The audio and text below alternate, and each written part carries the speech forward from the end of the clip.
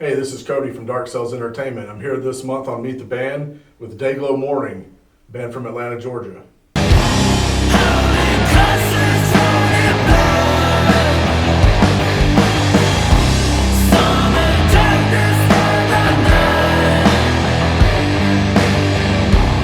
Hey guys, what's going on? Not much, what's happening? Yeah. Doing the thing. Doing the thing. So go ahead and introduce yourself to everybody.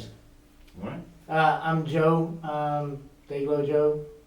I play the guitar and sing and write a lot of this stuff. So Cool. My name's Ray. I play drums.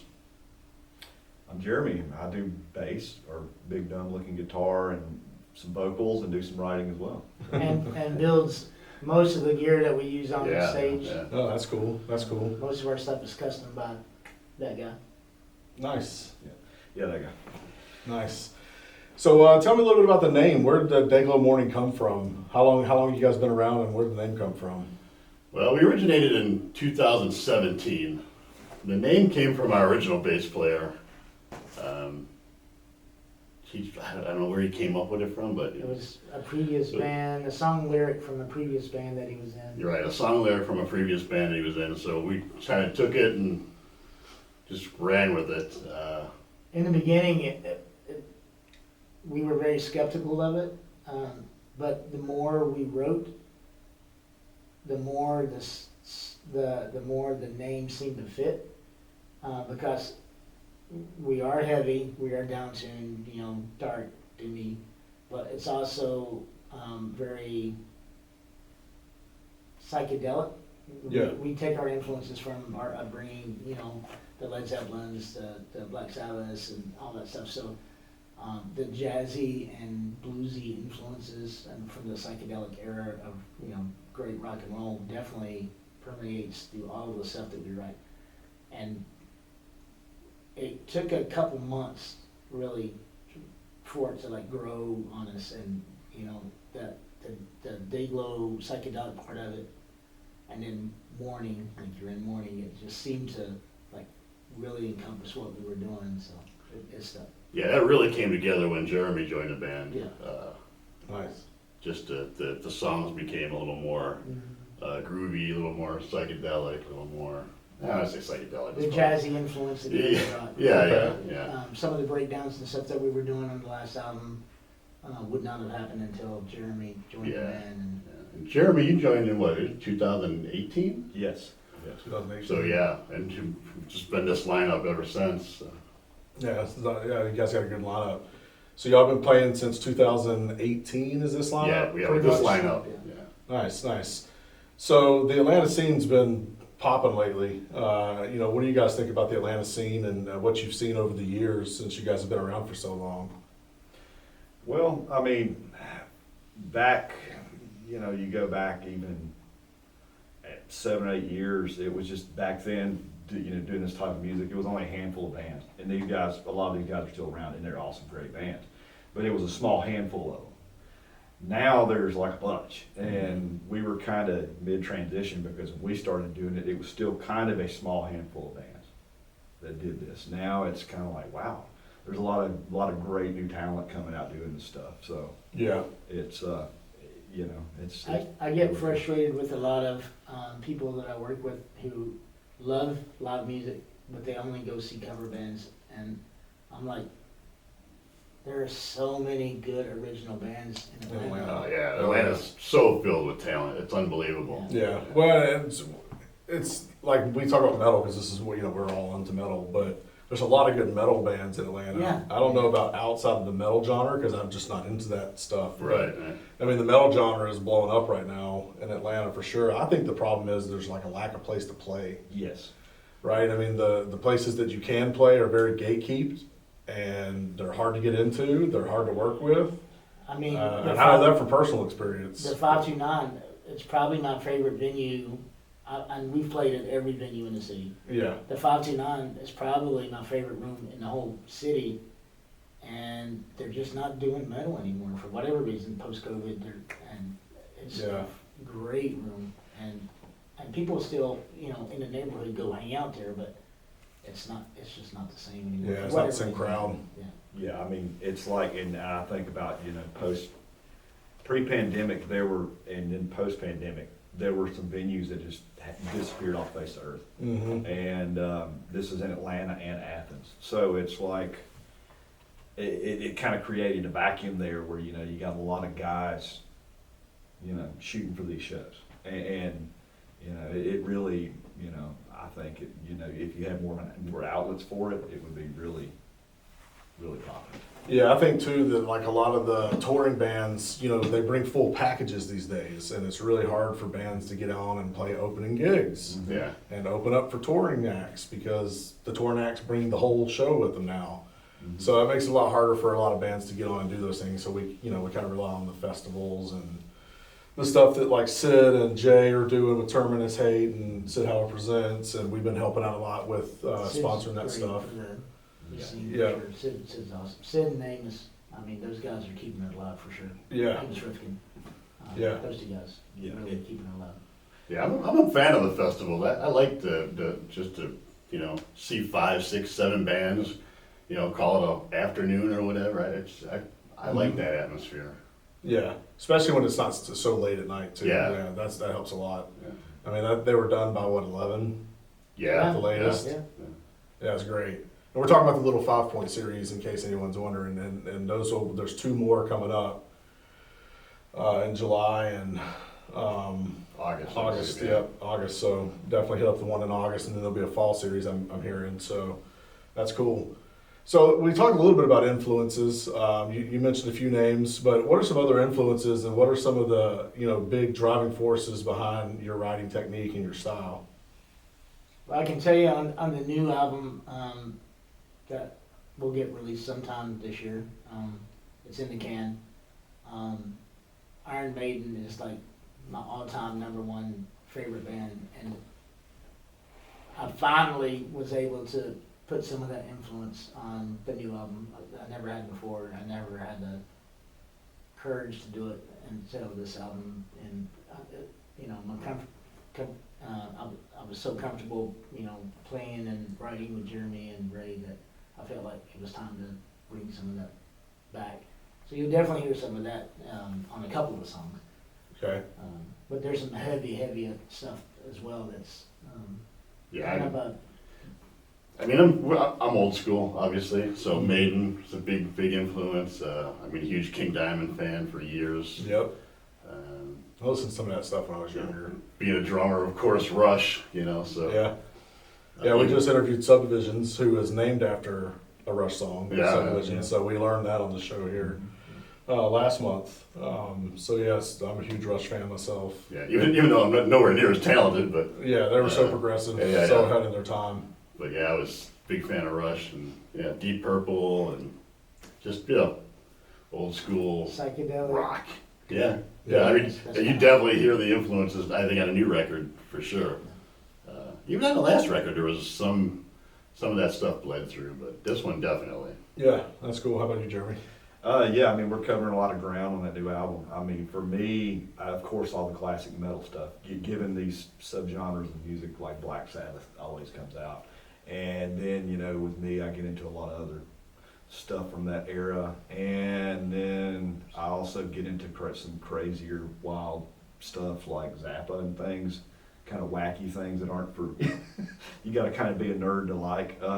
There's a bass solo that you do that's very like Zappa-esque that would fit right in. So Yeah, and then even some I grew up like listening to a lot of punk rock music, Mm-hmm. and that even that influences a lot of what I do. Some of the things like some of the newer material we've been writing, instead of doing more of a melodic approach to it, which usually when I write it's more melodic, but I was like, let's write something a little more percussive and primal, a little more tribal, for lack of better words, where it's not as smooth, it's a little more brutal, a little more heavy, and so. Yeah. So we have a good mix of that on this album. There's definitely some typical DayGlo melodic, riffy stuff going on, and then there's 2 or 3 songs on there that's just gonna punch you right in the fucking face. Yeah, I've heard them. Which we haven't done before, so. Yeah, I've heard them, so I can definitely agree that, came out with black eyes. Well, so a lot of people don't know yet, but they will probably by the time this comes out. But you know, DayGlo Mourning also signed with Dark Sales Entertainment this past summer. So we've been working with them on this next album, and Kellen Scalf has been doing a great job getting everything engineered and set up and ready to roll. Kick Yeah. my ass in Yeah. particular. Yeah. We're psyched, totally psyched to see it come out and have people hear it. 'Cause Yeah, It's just, it sounds amazing, I think. Kellen changed everything for how we record, for sure. yeah, yeah. He definitely has his own technique. For good or bad, process. we'll see. Yeah. The jury's still out on that one. Yeah, and I'll say this much about the new music. It was I always say the last album was a very good album, but this one, a lot more, that one we kind of wrote because we had started out, we only had a handful of songs, we needed more material for live performances, so we were kicking them out as quick as we could, right? Yeah. So this one, it was like a little more thought and calculation went into what we were doing with them. Yeah, a And little more premeditated. yeah, and going back and thinking about it and going, yeah, that's cool, but it's not what I want to do here. Or that's not what we want here. Yeah. So yeah, you got a little more of that now. Well, let me take you back a little bit. When we first started the band, the mindset was we're to do simple, easy, just head bobbing riffs, just keep it simple, you know. And then we got out and we started playing with all these amazing bands, and we're like, oh man, Yeah. like we really got to step it up on the next one. We You have know, to it's get like, better. We realized real quick that if we're going to be part of this scene, we had to up our game because there's so many good bands. yeah. So the new record's it's a little more up tempo. There's a little more, I don't know, pizzazz in it, I guess you want to call it that. But Frolics. yeah, but originally that was our mindset, was just minimum, just get out there and make people bob their heads and Yeah. that was which it. is fine, but Yeah, it worked great. It got us where we were at, and 4-chord wonders. Yep. yeah, it was. But like I said, once we got out and we started playing with most of the local bands around here, yeah. I mean, there's a million of them. But we were just like, wow, we really need to step up. So Yeah, I understand that. So we can look forward to hearing new music from you guys around August. Will be the first single dropping, and then album should be coming out sometime around October, I think is what we were saying. later this year. yeah, Later this year. So that's great, man. That's great. So you guys talked about the local scene, and you talked about all these great bands. But what are some of the bands that you like from the Atlanta scene? Who are some bands that are worth mentioning? oh wow. And if we miss anybody, I'm sorry, because there's so Yeah, put us on the spot. sorry, anybody, sorry, Here we go. any friends we might have A missed. lot So, of damn talent. First of all, we would not be here for sure without Order the Album. Definitely. Okay. Yeah. Casey and the boys gave us our first real shot in Atlanta Thank you. with Amos Indeed. Rifkin, and we would not be sitting here without those guys. And they're not just a great band; they're great ambassadors for the scene. They're great people. I mean, that's the best thing about the scene in Atlanta is they're all such great fucking people. Yeah. Yeah. I mean, I gotta say, Stone Man, they were there with our very first show, and we've been Tommy. and Tommy Stewart's Dire Wolf, another one. Yeah, Black Duba Records. Yep. Yeah. Tommy signed us after we played a show with him at The Furnace. The Furnace Yeah. with Bo, and Bo put us on a show, and as soon as Tommy played with us, he signed us the week after. So again, Order the Album and Tommy Stewart. Yeah. We I mean, shout out to Black Doomba for taking a chance with us. recorded our first 2 albums with them, Yep. and a single release and a split with it. So thank you, Tommy. Bog Monkey, Dead Vibes, Hot Ram. There's a million of them, man. I feel like I'm gonna forget a bunch of people. Nomad's probably my favorite band in the whole city. I mean, if you've never seen Nomadot and their show, Didn't they play the last They little did 5 play the series? last. They did, yeah. Yeah. probably. Our booth was so far away from the stage we couldn't hear anything, so I was like, I mean, I love Mastodon, I love Brent, and I love all the boys, but Nomadot's the best band in Atlanta.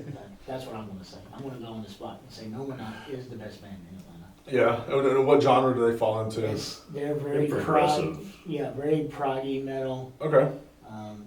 psychedelic prog. Yeah. Okay. And instrumental, there's, you know, it's all Yeah, instrumental. it's all instrumental. It's all instrumental. So it's prog.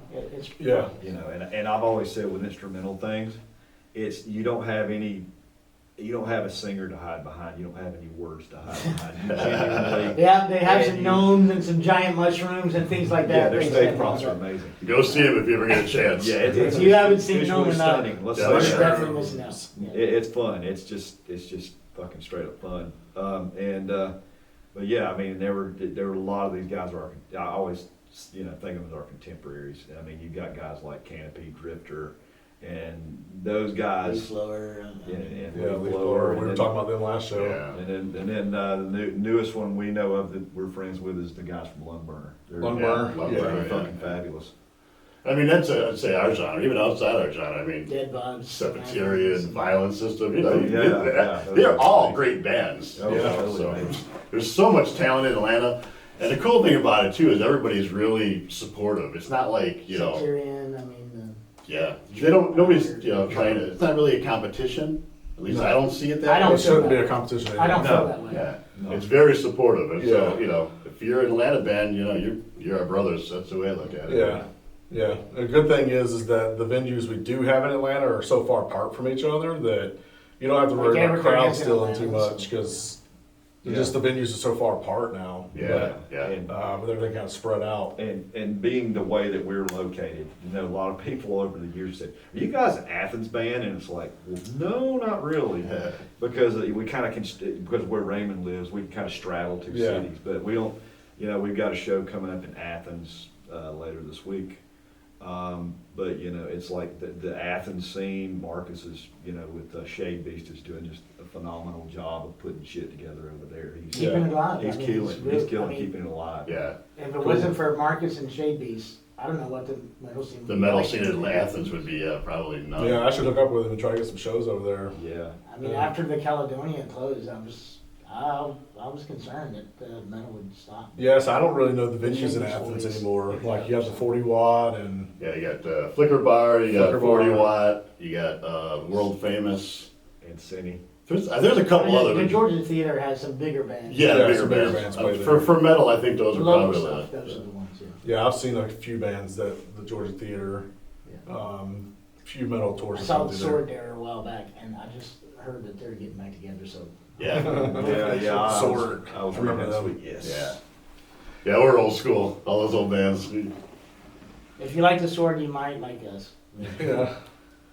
Cool. So, so tell me a little bit more other than the album. You know, what else can we expect from you guys coming up in the future? You know, what else you guys have coming on? Well, I mean, we as a band, I think we get along. This is the best band I've ever been in. You know, throughout my life, I've been in a bunch of bands, but we're all on the same page. We all want to do the same thing. So I would imagine there's probably more shows, more new music, and just we're gonna keep going until we can't go anymore. Travel a bit more after this album is released than we have in the past. Typically, we've kind of stuck to the southeast area, but we're considering like maybe doing like a Texas run or maybe a run up to Chicago or something like that. Yeah. Yeah. Chicago would probably be Branch a out good a city little for bit. you guys. Yeah. Ray's from My Chicago. hometown. Yeah. Yeah. It'd be nice to go and see some of Ray's old. Cool thing about Chicago is you can play 2 or 3 different places. Like Yeah. it's like LA and Yeah. like Atlanta kind of is a little bit too, where you can play 2 or 3 different places in like a weekend, Yeah. and you're playing for a different crowd the whole time. You know, you're not going to hit the same people really. So Yeah. that's pretty cool. Yeah, I mean, we did some Florida stuff last year, and you know that was kind of a test run of sorts, I guess we could call it. And so yeah, we would definitely want to get outside of our little Bubble. Yeah, little yeah. bubble of, you know. Florida, South Carolina, North Carolina, Yeah. Tennessee. We haven't been to Alabama yet. We gotta get up there. Yeah, Yeah, and there's some venues in Alabama. Septarian can help you out there. They're from Alabama, so they know all those I thought they venues were down there. Georgia band. Yeah. Well, Columbus, Georgia, Well, yeah. Opelika, Yeah. Alabama, Okay. like yeah, right Yeah, there we next got to each other. we got some friends in Ember out there too. Yep. So Birmingham. Great band. Yep, I know Ember. And And, they're with Black Demo now, so. Yep. but yeah, it's like you so far, you know, I think about states we've been into and things we've done, like you know, South Carolina, we did some stuff at the Art Bar in Columbia Right. Gina and Kevin over there. And then Ground Zero. Ground Zero and Spartanburg. Spartanburg. Yeah. And that was, thanks to Witch Pit. Witch Pit, Thomas White with Witch Pit, Great band. and the guys from R. Layer. Those guys are workhorses. Yeah. Yeah. We did some stuff in Greenville with R. Layer. Just great bands. Again, just phenomenal. There's a million bands. We could go on for Horse Burner from hours. West Virginia, I mean, Oh, Horse Burner. There's lots of bands. There's not a lot of great bands, but there's a lot of bands. There's a lot of good bands. Yeah, there are. I'm just messing. Look, I mean, people go out and see live music, I mean, what's that band from Florida, the metal band that plays with, I don't know. I mean, trying to get people out to go see live music, like you half the amount of money and you're gonna see talent just as good. Yeah. So gotta get people out to the shows. That's all I can say. Yeah, I hear you, man. We gotta get some more people out to these shows and get more people buying physical media again, right? Yeah. Streaming doesn't pay anything. And The challenge is to get people, like, to open their mind up to new original music. They wanted, I don't know why, they want Just listen to what they listen to. Yeah, that's what they grew up A with. reproduction of what, somebody else has already done, that you can't match because they perfected it, and that's exactly what you want to hear. It's like, well, why not listen to something else, something brand new, Yeah. Yeah, I have family members that are like that. Like my uncle, he's big into music. He plays drums, but he only listens to like that classic rock era, and that's pretty much it. That's the little one though. Yeah. And We love it, obviously. I grew up Yeah, listening to that yeah. stuff. But, But it's not what I listen to now too much, but I grew up listening well, it's to it. like the whole tribute band thing. I mean, I can't remember the name of the venue right now, but their specialty is tribute bands. My favorite thing in the The world. boot hall here in Gainesville, right down the street from Blackstrap, there's that boot hall. They have a lot of tribute bands that come Yeah. through there. And 37 Main, I think, is what you're Yeah. thinking about. And the thing is I played in a tribute band for a while, and A great one, actually. and it was fun. I could imitate.